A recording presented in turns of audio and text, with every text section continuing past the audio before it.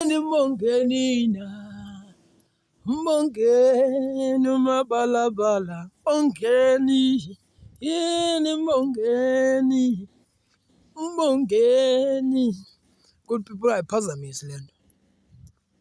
Mna noba uye wandenza kakubi, wabuya wathi kum ndiyaxolisa, kodwa mna ndatsho into yobana ngaba ndixolele. Loo nto ayithethi into yobana ngaba andixolelanga. Good people, mna ndiyathandaza, ndilikholo. At the end of the day ndiyanyanzeleka into yobana ngaba ndigqithisile, uyayiva? So ungayibhidisi le nto, ungayibhidisi le nto. Mna ndiyakhawuleza ugqitha entweni, ndiyakhawuleza ugqitha entweni.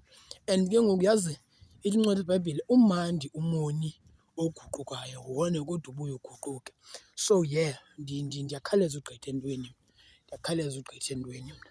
Nomsindo wam awongoweya xesha lide. Baye abantu bathi, hayi, umsindo wakho awupheli. Nomsindo wam uyaphela mna, umsindo wam uyaphela futhi nje uphele tu ndingabi sacaphuka. Yazi ngoba kutheni? Because ndiyakholwa, ndilikholwa nje ndiya-andastenda one thing into yobana ngaba andikwazi ucaphuka ixesha elide, andikwazi ucaphuka ixesha elide.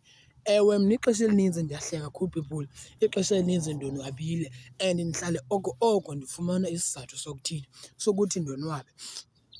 But xa ubambe abantu ngeentliziyo unabantu obaqumbeleyo awonwabi, awonwabi. Mna andikwazi ugqitha emntwini ndingambulisanga futhi andikwazi ugqitha emntwini ndingancokolanga. So loo nto ithetha into yobana ngaba mna andingomntu obamba amaqhuba. So noba undenze ntoni erongo ndangakuthethisa elaa xesha ndisacaphukile, kodwa uma sendibuya ndikuthethile, loo nto ithetha into yobana ngaba ndigqithile. Kuba ke wena kakagqithi ke izawuba yingxaki yakho futhi izawube kuyindaba yakho, kodwa mna ndizabe ndigqithile kuloo nto. So ungayiphazamisi le nto.